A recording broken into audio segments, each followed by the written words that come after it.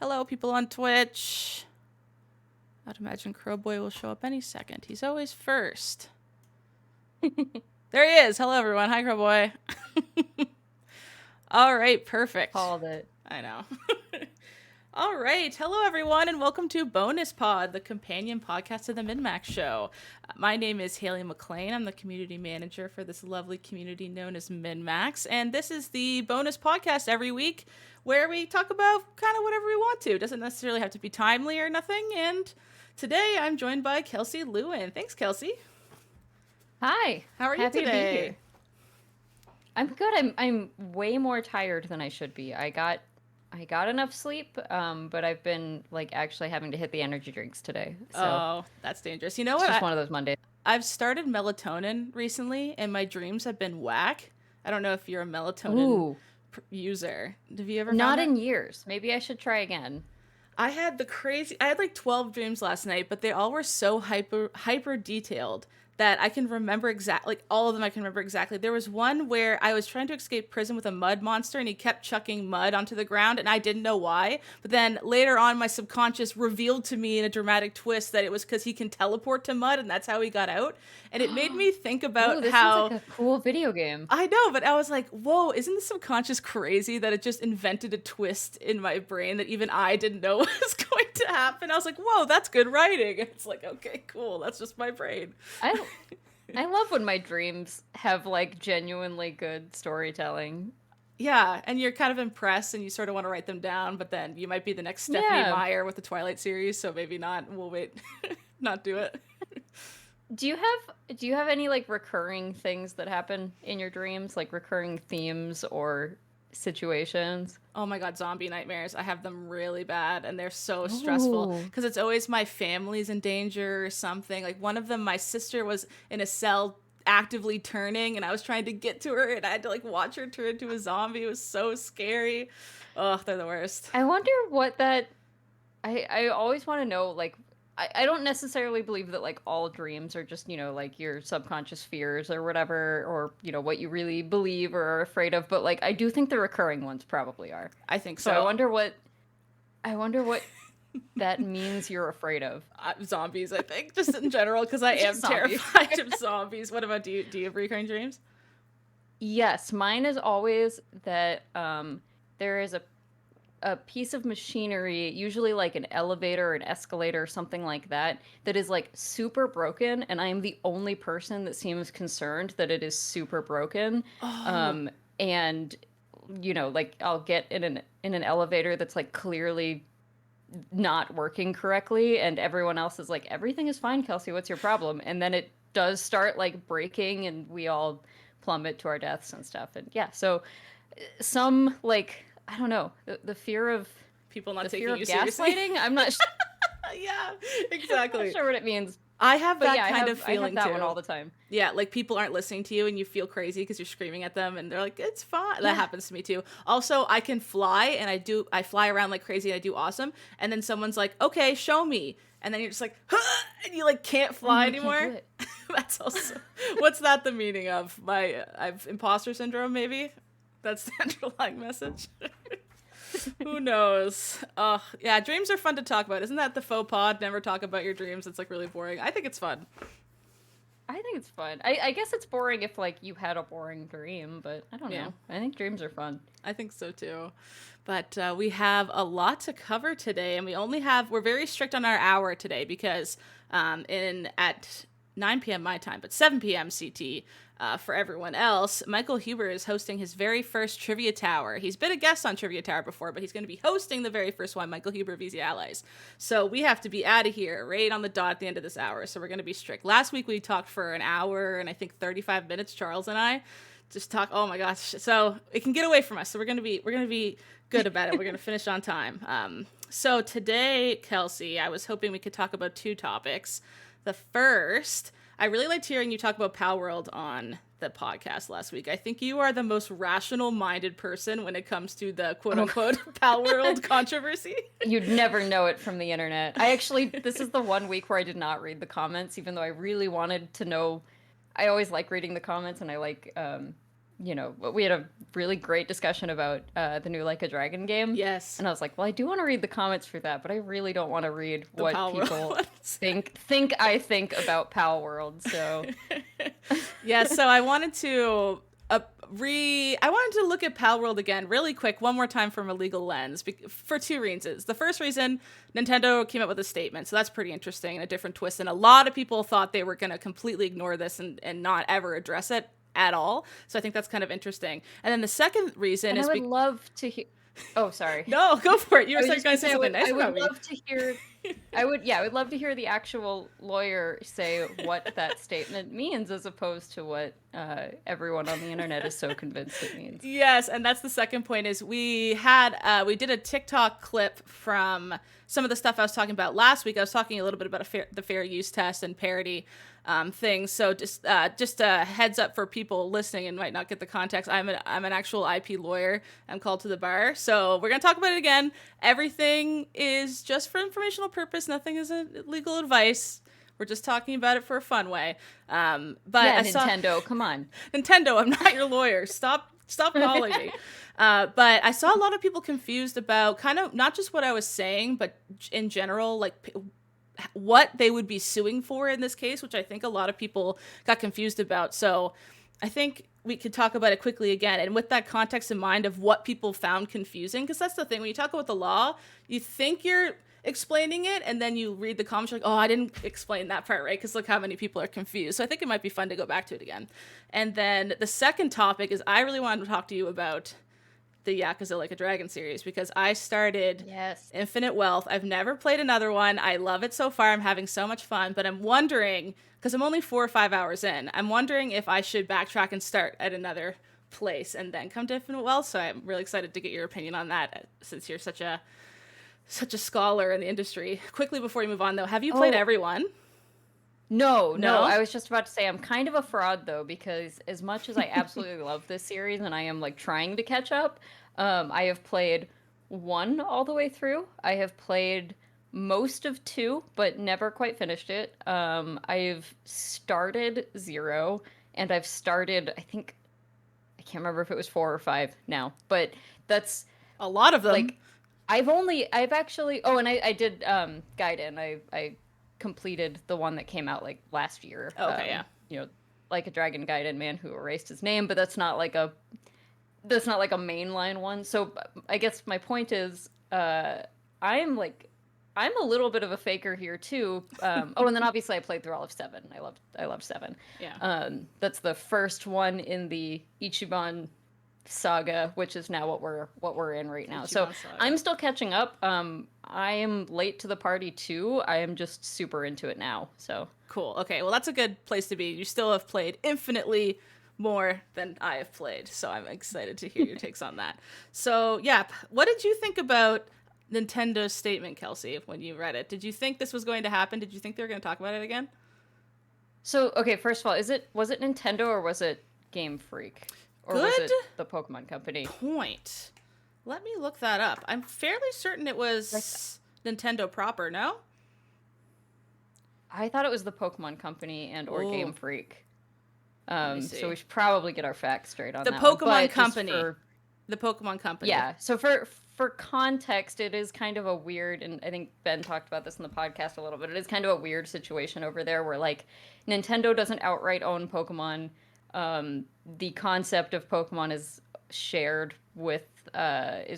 Nintendo, Game Freak, who's the actual developers, and then the Pokemon Company, who has ownership of like the card. Yeah, it's all like a 1/3, 1/3, 1/3 situation. Yeah. And I know Ben asked some people at Game Freak about it, and they had their explanation for it, but it's not like he asked someone in the legal department or something like exactly how it shakes out, because they said something like, oh, everything's just kind of like handshaky, like Nintendo lets us do whatever we want, but biggest franchise in human history. Yeah, there's no way. Yeah. Yeah. Oh, I'm sorry. Yeah, it's Creatures Inc., Game Freak, and Nintendo own the Pokemon Company, which is the The owner of the Yeah, IP of it's a Pokemon. confusing thing where like no one fully owns Pokemon. It's all kind of a weird chain of being beholden to other people and stakeholders. Yeah, a lot of intercompany agreements, I'd imagine, going on then behind the scenes there. I was excited that they said something just from my purely like I want more case law talking about this kind of stuff sense. Not I don't want people to get sued, but I'm a nerd for really good copyright video game cases. So if this ever became a thing that I got to see more of in a court where judges were actually assessing things based on legal tests that I've learned for years and years, I'd just be a nerd for that.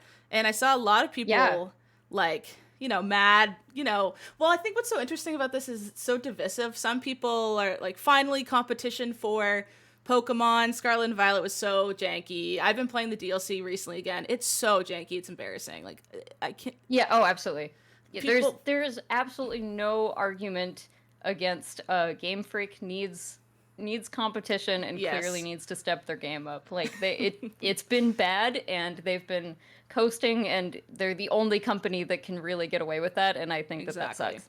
And then the other side is people saying, like, this is really just plagiarism. They're stealing assets. They are hurting the Pokemon company. How can they? This is bad. Blah blah blah. So those two sides, and there's always the loudest people on either side, maybe being like saying artists shouldn't care that this is happening, which I think is a very awful take. They should absolutely care if their work gets stolen. That no one can disagree with that. I don't think, but yeah, so essentially what they said in the statement is we have not granted any permission for the use of Pokemon intellectual property or assets in that game. They specifically don't say Palworld, which I imagine is some strategic move, which I think even might indicate even more that they're feeling a bit litigious about this. Otherwise, they just say Palworld and move on with it. Say, like, we don't agree with that, we're moving on kind of thing. Where the fact that they're omitting the other party kind of rose a red flag for me. I was like, oh, that feels very, very specific. And then they said they're going to take appropriate measures,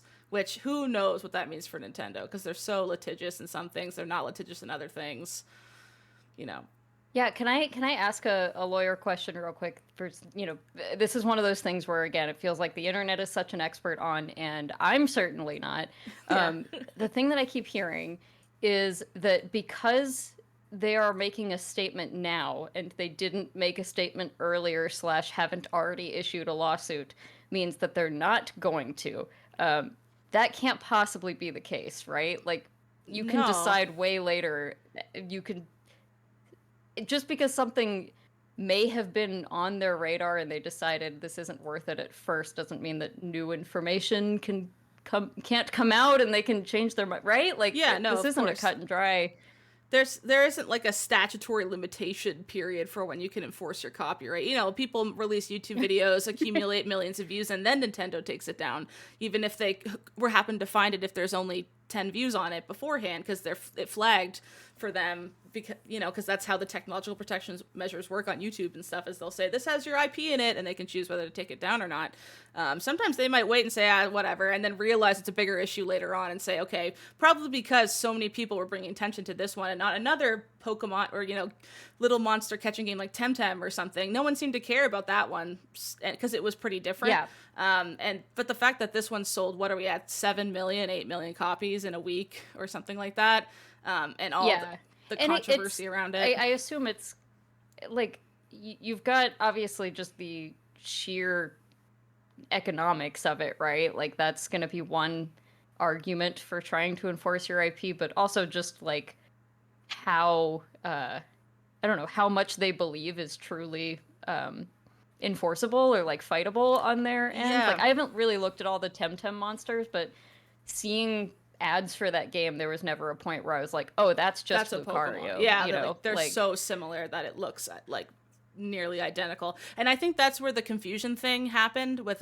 with the TikTok we released last week and going through the comments on there is people were really confused, I think, about what would the Pokemon company or Nintendo, whoever party pursues this, depending on who owns the IP, to pursue it, what would they be suing them for? Like, and I think a lot of people think it's just game versus game. So the entirety of Palworld is getting sued because its entirety is similar to Pokemon in its entirety also, which would absolutely never go to court because you've played Palworld, I've played Palworld. That's nothing like Pokemon. It's nothing like Pokemon. Oh my, the systems are substantially crazy different. It's a survival game. It's Ark. It's way closer to Ark than Pokemon. It just happens to have the little monsters. You know, have building mechanics, base building mechanics, survival, hunger, all this stuff that's never in Pokemon. The world looks like quite different. The gameplay is really different. What they would be suing them for if they were to sue, I cannot imagine a world they ever try to take down the entirety of Palworld because it's just completely different games. They would be trying to sue for specific assets that are in Palworld that are substantially similar to assets that are owned by the Pokemon Company. So that's it. So I saw a lot of people saying, it's a parody on Pokemon, of course they're safe, but that's assuming that they first win the infringement against them for Palworld in its entirety. But we can all agree they're not the same. I can't see a direction on the infinite directional list of where we are where they would win that. They will never win that. The games are so different. So they'd be coming out at saying, hey, that Luxray looks just like our Luxray. And this little Eevee thing that essentially is the Mega Eevee but small is just our Eevee. So that's kind of where people got confused, I think, and started bringing up the parody thing. Because you first have to find infringement, and then you move on to the parody analysis to determine whether they have fair use. Because it's a defense to copyright, not just a test you apply to see if they have So the copyright infringement test is... It's the first few steps are pretty easy. And whenever someone gets confused about IP tests, it's like, you know, those little things you would do is like, if this, yes. And then you go to the next step, like in the magazine, like the girl magazines we would read. It's like does he look at you? A flow chart. Like, yeah. Is he your crush? Like, does he look at you in class? Yes. Move to step 2. Like, it's honestly a lot like that. So just think of those like that. So the first thing you have to do is, does the Pokemon Company or whatever own those assets? Do they have copyright protection over those assets? In the US, they actually have to register for them to be able to sue. But let's pretend, I would assume they've registered a lot of their Pokemon designs in the US. So check the box. Oh, I have so many unrelated questions about this for some other day, but yeah. But we can wait. No, because actually this is a good, there's a case I was reading. Actually, Ben was the one who showed it to me because he said he saw a lot of comments talking about it. Capcom USA versus Data East Corp. It was a 1994 case, and it was essentially, it's Street Fighter 2 versus Fighter's History. That, like, forget the companies. That's easier to think of it that way. So that case went through the exact analysis I'm talking about right now to determine whether Fighter's History stole stuff from Street Fighter. So it's actually kind of perfect to think about here because I can just do that, say what they did in that analysis, and it's what Pokemon Company would have to do with Palworld to figure it out. So in that case, Fighter's History was saying, Street Fighter 2 was saying Fighter's History stole their fighting styles, characters, character appearances, and other things like that. So step 1, does Capcom own Street Fighter 2? Yes, that's like pretty easy. They own it. 2, and the second step for the infringement test is you have to show that either they directly copied something, so like essentially tracing is kind of the easiest, like line for line, can you line it up and it's directly copied? Or there's circumstantial evidence of copying. So it's not identical, but it's virtually identical. We can essentially decide that, yes, they took that and copied it. Maybe there's very slight differentials between the two assets, but ultimately they're the same. And then you move on from step there. So we're in the next level of the flowchart. Was there direct copying in Palworld? Yes, some might say yes. I might say no, because they do look a little different, right? So we'll say no. Is there circumstantial evidence of copying? And we go, maybe yes. So we go to that second tier down on there. And in the Street Fighter case, they said, yes, there might be. So they went on to the circumstantial evidence thing. And then you have new questions you ask. And it's, did they have access to the work? They almost always do. Especially with video games online, unless the game hadn't released yet or something, they could argue they've never seen it. It's pretty hard to argue they didn't have access. So, did Palworld have access to Pokemon? Yes, check the box. Did Fighter's History have access to Street Fighter 2? Yes. And then the really big question is, what were they substantially similar? And this is where the biggest text box in the case comes out, because the judge talks about how substantially similar they might be. You have to. Well, and this is ultimately, sorry to interrupt, but this is ultimately just like up to what the judge thinks, right? Like, Yeah. I mean, it is a flow chart that's got some science to it, but when you get to the like, is it different enough? That's just where, kind of like, yeah, it might someone's opinion, right? It might come down to the judge himself or herself or themselves. But yeah, that's kind of where I think people think it's just the judge looking at two assets and going, they're the exact same, case closed. It's no, they would consider all the evidence that, Capcom brings forward, saying it acts and looks too much like Street Fighter, and then they take all the little data points they have showing how similar they are, and then they compare that to all the evidence that the data room company for the other fighting game would bring and say they're not at all similar. Look how different they are. Look how this is different. This is different. This is different. And then you consider both works as one. You don't look at them separately. It's almost like it's one thing, and you consider that objectively and subjectively at the same time.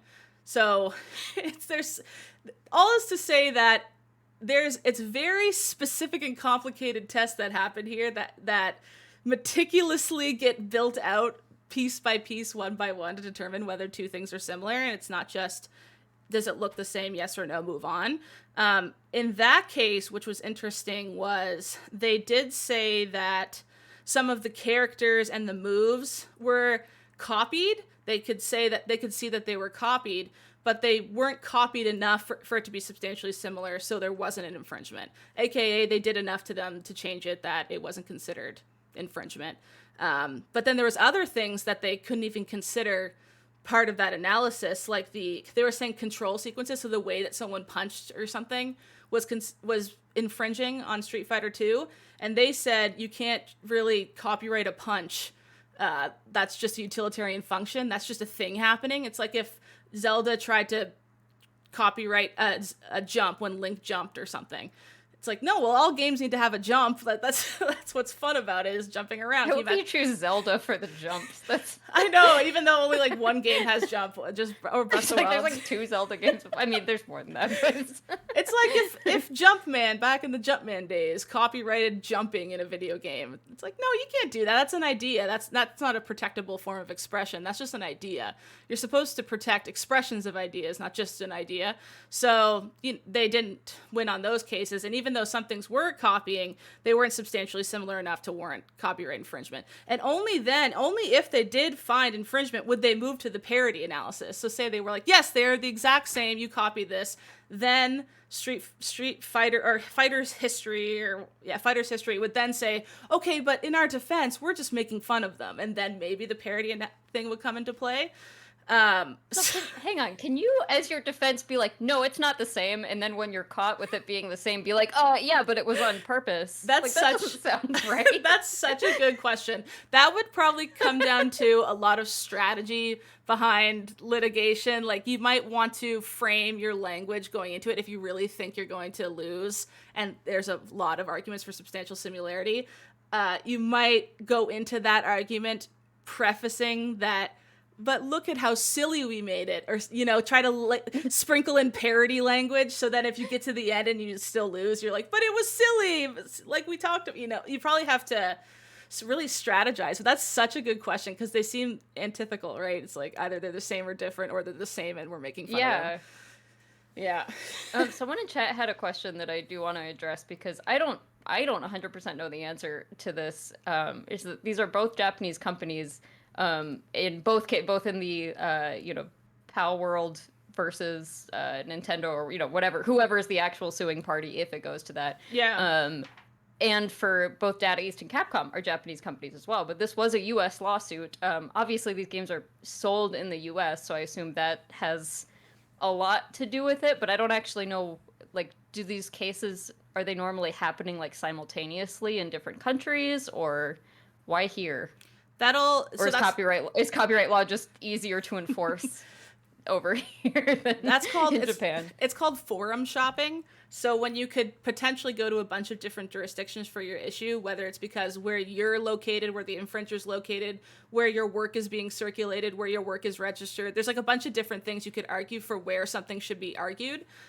Sometimes even in licensing agreements. Say if Nintendo had licensed Palworld with some pals and then they infringed it, you would look to the licensing agreement. It might say, if anything ever happens, we're going to court in New York, and then you'd have to go to that jurisdiction they can specify. Here, I saw a lot of people saying that, like, well, they're both Japanese companies that probably just go to Japan. That's true, they might go to Japan. I just feel like, in my personal opinion, this seems like a U.S. thing they would try to approach because it seems to be such a U.S. central focus controversy. And all this seems to be happening way more on the Western side of the world, that all this is becoming such a controversy, which is interesting since they're both Japanese characters. Some people pointed out that Japan doesn't have a fair use argument. They do in certain circumstances, just to differentiate there.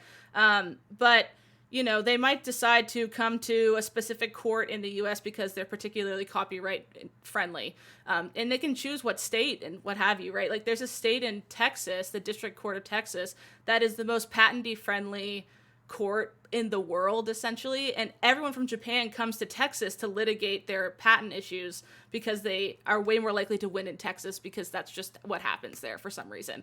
And I've always wanted to research more.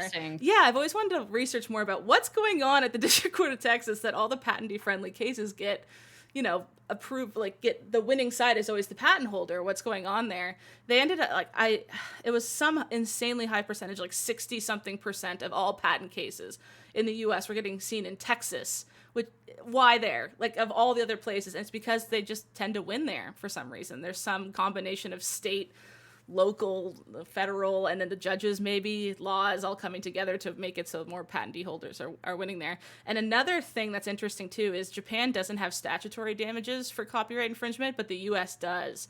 So maybe if they wanted to make a bigger statement with damages, they could choose the US as well and say, here's all your statutory damages if they win, and comes down to that as well. So there's differences between all the different jurisdictions. My gut just tells me this might be a US thing, just because knowing how Nintendo likes to sue US companies a lot in the past, or even bring their litigation to the United States in order to litigate, because they just find greater likelihood of success. Because I don't think the parity assessment would really matter, because everyone's saying, well, Japan doesn't have a fair use, so why don't they go to Japan so that they don't have to worry about fair use? But again, that's assuming that you're comparing the two games as a whole, and that the silliness of Palworld enslaving little people or whatever would come into play, where a judge wouldn't need to consider that because no one's attesting that the two games are substantially similar. It's just the assets, and there's not really a parody argument to be made that the Luxray Pokemon is a parody of the Luxray Pal, or vice opposite, I mean, because they're just copying him. What commentary is added there? That lion has blue in his mane instead of yellow. Like, there's not really anything to argue there. So, I don't think they would really be caring about the fair use defense too much. It would be more about how much money can they make here? Are they going to win? What's the most advantageous court to get those two things, essentially? And I think U.S. might line up for that. That's a really good question, though. Yeah. Yeah, at the risk of just getting really like negative and stuff, it does really seem like they're just from the little I know and from what you're describing with that Texas court and everything, it's like there are just some districts where it's like that's where all the this cases go. And it's like that feels like it shouldn't be a thing if it's starting to be a pattern that like X always happens if you just do it in New York. Like that probably feels a problem. Like not very justice-y. It sounds very, like it's already predetermined. Yeah, not great. And this is a whole nother topic, but that's why so many game mechanic patents are getting discussed in Texas, is because they're trying to make it so that if they do get challenged on the enforceability of their patents, then if they bring it over to Texas, they have a greater chance of succeeding, and then more game mechanic patents come out. No one can afford to challenge them. Indie devs can't do cool stuff because all the cool mechanics are hidden behind patents, and then our industry is way worse off and everything sucks. So it's, Woohoo, so patent trolls. Oh, patent trolls. Everyone's favorite. Just the worst. But I liked what you were saying on the podcast, which was, we can talk about the legality of all this all we want, but it can still feel icky. We don't have to really care whether or not they'll, because this is all hypothetical.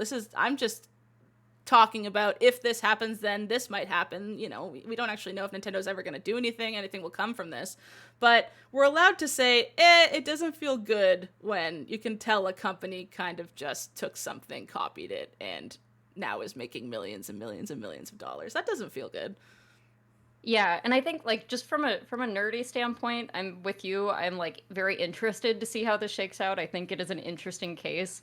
Um, but at the end of the day, I don't really care what happens to giant corporations. I don't care Exactly. if this giant corporation owes money to this one or whatever. Like, um, that's for them to figure out. Yeah. At least like I'm not going to feel bad for, I'm not gonna like cry over the big corporations having to hash out legal issues.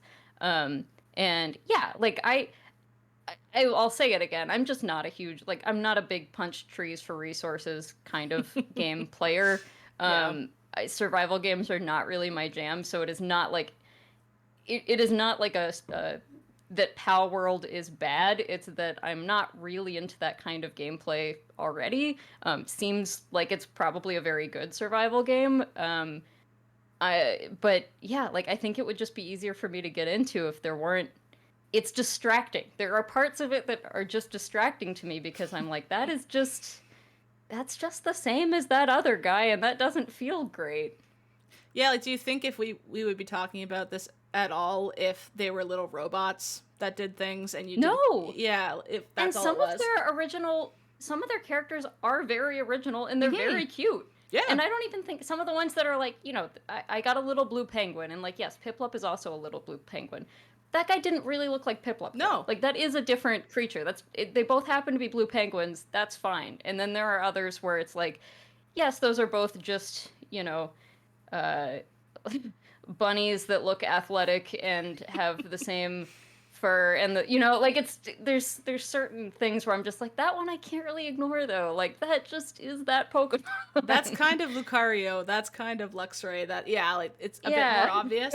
And then, yeah, and then there's also the hypothetical question of did they use AI, which people seem to be distancing from, which I find interesting because, at the very start, everyone assumed, oh, this has to be AI generative, just because, why is Meowth's eyes on this guy and Sobble's head antenna on this guy? It seems very Also, just randomly Photoshop that. combined. It could be photoshopped, but in a world where they ever got gotcha and they got caught putting Pokemon assets into a AI filter, there's actually a lot of interesting class actions happening now. They haven't been litigated, where just the act of inserting people's IP into an AI generative thing is the copyright infringible act. The act, just putting it in there is infringement, not whatever it spits out. Is it close enough to my work that's infringing?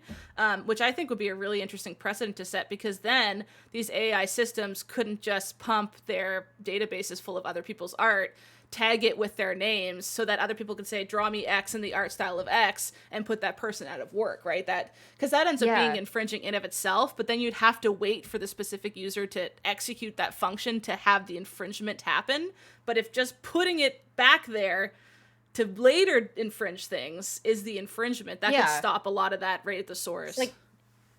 It's like putting the bullets in the gun is the bad part, not shooting it. That's a bad analogy, but so one more lawyer question for you on like along those lines. How can or will that be proved if something, like, I understand there's like a discovery process where like you have to, show things, but like what is to stop people, other than that it's extremely illegal to lie in a court of law, from just being like, nah, it doesn't have that in there, like how are we going to prove that?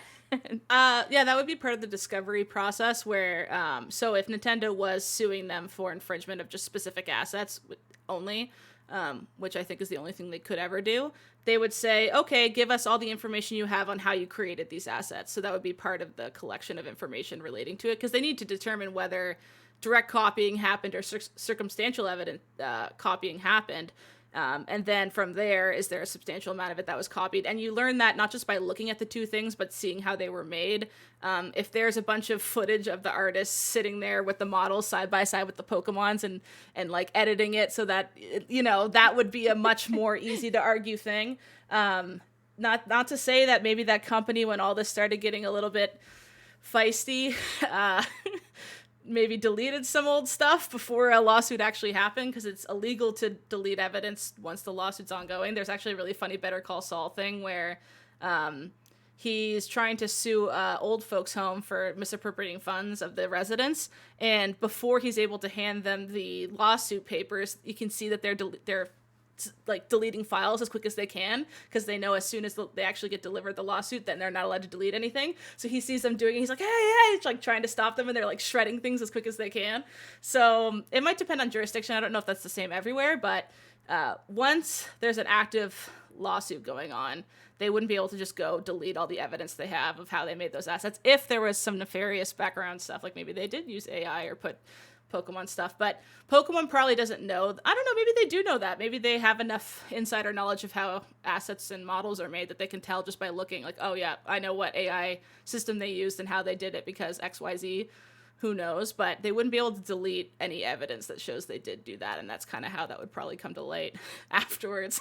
So if the Palworld devs are listening, this isn't legal advice, but they should start deleting all of their stuff I'm not immediately. touching that. I'm not saying a word of that. That was you said that, not me. I'm not a lawyer, so don't listen to me.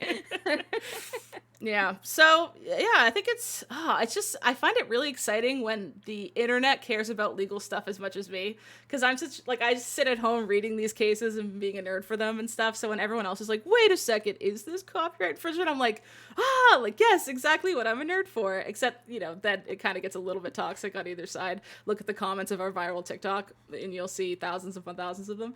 But no, thank you. It's still fun. I think it's fun that people are getting into infringement stuff, and like you were saying, not to rally behind the multi-million-dollar conglomerate corporations, just because it's fun to learn about this kind of stuff and know. Yeah, I genuinely, I'm not on a side here, other than that I think, like, there are lazy designs and I don't like that, and that's a otherwise fair thing to I'm feel. just interested to see how this plays out. That's such a fair thing to feel.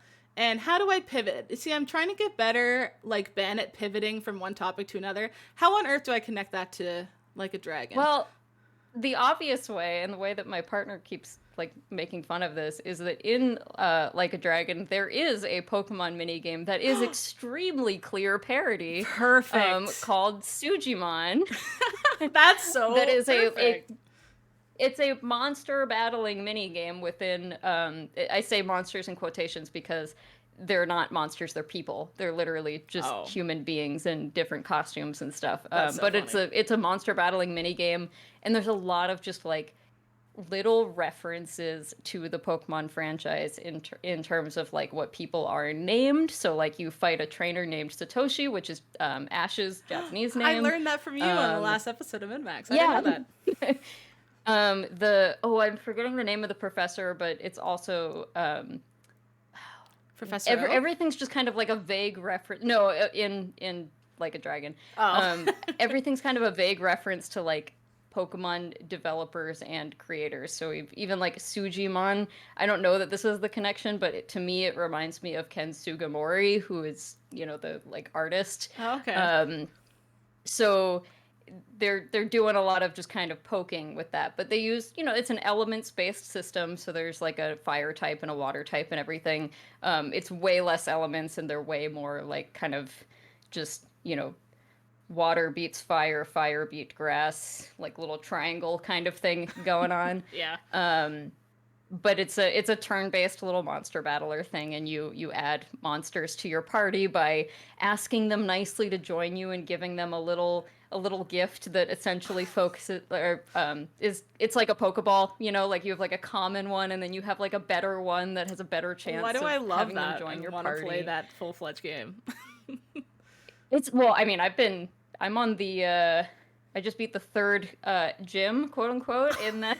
It's that full-fledged? It's like a whole... Oh, yeah. Oh my god, So in the first game, it's not. It's just filling out a Pokedex kind of thing. Okay. So you're just, like, as you fight enemies, you've started playing a little bit of it. You have seen that, like, when each one gets into a battle with someone, they transform from just random person on the street to, like, Battle Bum, or, like, host, like some kind of host or whatever, who's got champagne and is throwing champagne at you. Like they turn into, um, like characters that are essentially just like, uh, they're not individual people. It's like you have this type of Sujimon and this type of Sujimon.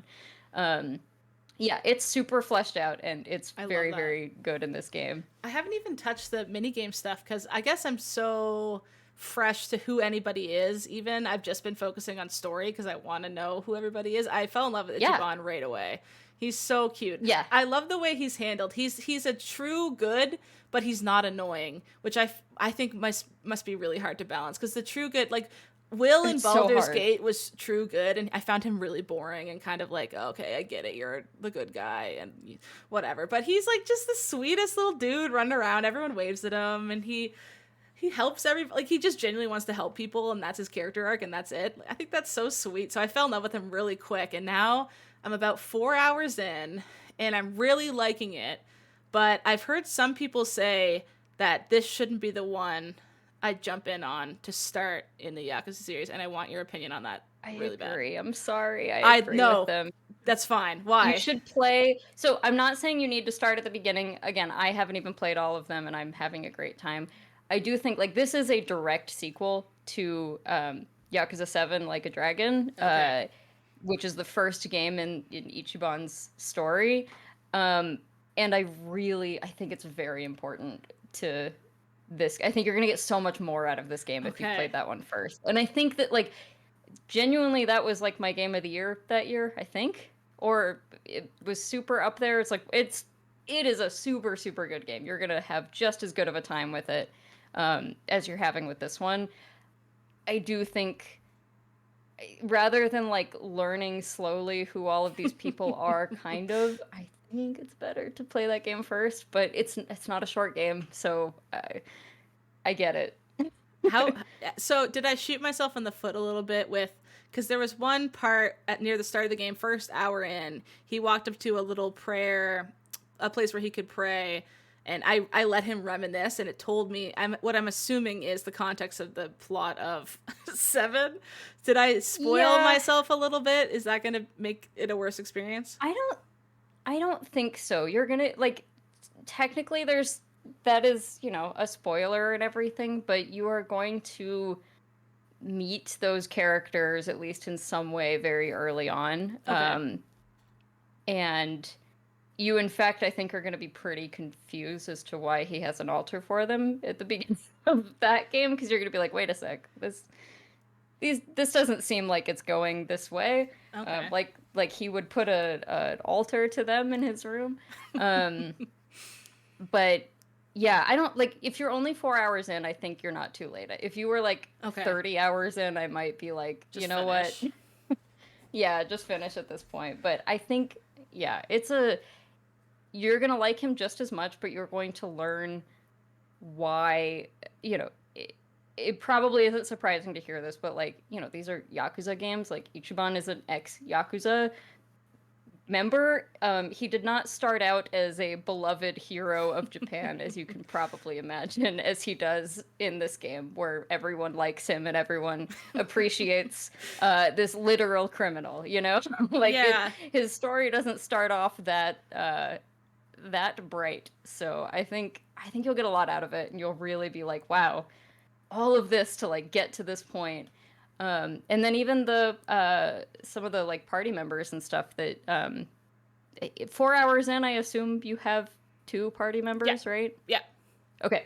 I'm trying to like dance around some spoilers here, but like meeting those guys for the first time is gonna be really like a lot cooler than just having them join you Be again. my friends. Like you're gonna get so much more out of that. Yeah, I think that's been the thing that maybe made me pause is because they have this immediate like repertoire rapport between each other that I'm like I kind of want to see how this came about. Like they're all so such interesting friends with each other and they're all so different but they get along so well. How did that happen? And that's really funny that you say that because yeah, I'm essentially jumping at the end of his arc where he's the hero. He literally starts calling himself the hero and transforms into the hero. And I'm like, wow, this is great. I bet he was always like this. And I'm missing out on so much context of his actual character growth and why he is the way Yes. he is. And Yeah. this seems like He can a game where story is very important because I haven't really played that much game so far. It's been majority cutscenes. Yeah, the first like 8 hours of this game are, and I think that's true of like at the very least, like Yakuza games start very story heavy. There's a lot of lead up. That doesn't mean like, obviously you've already been in some battles and stuff. It's not like literally no gameplay, all story elements, but Mm-hmm. um, yeah, you will. That's probably at least mostly true of 7 too, although it's now been several years since I've played it. But yeah, I don't know. I feel bad saying this because I know you've already put time into it and you already like him, but you're gonna like him even more if you play through his story. And I think I want to like him more. And I think I'm willing to go to take a backward step and do that because the last year I learned that if I try new things, I find my favorite games ever. And I'm still trying to do that. And I honestly, the first few hours of this, I was like, like, when something just clicks, you're like, I think I really like this. I really liked the writing right away. I liked the tone. Thought the tone was so silly and fun and lighthearted. I liked the characters. I didn't mind how cutscene heavy it was because I was having fun with the story. It almost felt like watching an anime and just having fun. And I was like, that's kind of what I want after work is just to relax, play this game where I don't have to think too much and just let this game happen at me. Like I'm down for that right now where I'm at in my brain. So if I just get more of that, is 7 also like 100-hour game? How many hours did you put into it? It's pretty long. I don't remember how many hours I put into it. I want to say 70-ish, but I definitely did do side content. Like I did probably basically every side quest and then spent a decent amount of time in several of the mini games too. Mm-hmm. The only bad part about 7 is it gets some difficulty spikes that like kind of just require grinding or getting really focusing on trying to get like the exact right weapons or equipment. It's still like the good news is grinding is still not that bad. Like it's mostly pretty fun. There's a whole like dungeon area where you can just kind of like run through a dungeon and get good loot and fight monsters of a specific level and I'm curious actually, not that I like that this is a thing. Oh, you know what? There might even be a difficulty setting in it. That would be even better. I was gonna say sometimes they'll like sell, like for $2.99 you can get like good weapons and more, 1.5 experience or whatever, which I always find I'm like, just make that a setting, man. Like don't make that a separate transaction. But yeah, like I definitely played everything just completely normal, but if there's like a, an easier setting or something, the gameplay and the battles and everything are fun, but if you can probably shave 10 hours off if you just like 10 hours. Okay. If there's an easy mode, just, to kind of mow through some of that. And does it have the same fighting mechanics as this new one out? Because I'm quite liking the way you fight in this game, or is it different? Mostly. Okay. That's why I'm like prefacing this with it is going to kind of suck to go backwards because they made it better in this new one. In the old one, you don't have as much like freedom to move around the battlefield and like line stuff up really nicely. Like it's not quite as tactical. And I enjoy it in the new one a lot more, but it's still basically the same. Okay. I think I'm going to do it, Kelsey. I think you convinced me. I'll play 7 first. I'm proud of you. Thank you. And feel free to just like, if you want to just talk about this game anytime. Like I love Ichiban's story so much. It's so good. How did you find I don't even know the main character's name from before Ichiban, but is it just leaps and bounds? Kiryu? Yeah, do you just like Ichiban leaps and bounds more than that main character? No, that's the great thing is they're both really awesome characters, and so the first one I played was 7, and then I started going backwards and playing the rest of them. Cool. I think I had tried to play the first one once, but like got maybe a chapter into it. Like I'd never truly tried to play another game. Then I loved 7, and I was like, okay, I I gotta go backwards, and there were several parts towards the end of 7 where I was like, wow, I could tell this would really hit if I had played these other games. um, and no, Kiryu's his own fantastic character, and I think because Ichiban's so just like silly and bombastic and everything, it's easy to be like, oh, like funny guy, serious guy. But like Yeah. they both are really Ichiban can be like extremely serious and very complex, and Kiryu can be fucking hilarious too. Like really they're they're different, but they both have like the same depth of character, I think. That's cool. No, I like that. It's kind of like I'm picturing Geralt. I don't know if that's an apt comparison, but so stoic that he can be silly in his stoicism. Is that kind of the energy? Yeah, there's some of that for sure. Yeah. Okay, cool. Yeah. I like that. We did get one There was comment. a moment. Oh, sorry. Go ahead first. I'll talk about the comment. I was say there was a moment in this game that was just like a completely silent, like just Kiryu giving someone a look that was just so. It was like the funniest thing I'd ever seen. I'm like, this is something that movies do really well, but I don't think I've ever seen a video game character just like Fun. turn and give a look that was as funny as this. So I'm really impressed with the animation acting. Like, it seems like there's a lot of effort into acting out the scenes to be not just characters talking, but characters reacting to what other characters are doing to the point that it feels like a TV show or something. yeah, it's very like cinematic, but not in like an Uncharted way or whatever, just like in a literal. Yeah. They're good at like making those characters full and complete. Yeah. They're not just talking. We got a comment on our Patreon post. Philly Eat Steak said, regarding Yakuza, best point is Yakuza 0, and then feel free to bail once you've satisfied. If you strictly want to do just turn-based, just jump into 7. What do you think about that take? Yeah, I still haven't finished 0, and I really need to and want to because I've heard that as well. I started with 1 when I was like, oh, I'll go back to the beginning because I assumed 0 was just like, I mean, it is a prequel, and I assumed that made it like 2 in the weeds, I guess. I don't know. I've got to finish that one. But yeah, I think even if you just play 7, like you are prepared to play this new one. Yeah, I wonder if that's. You just might not know as much about Kiryu, but that's okay. Yeah, I wonder if it's gonna make me want to go back and play past ones like you did. It worked for me.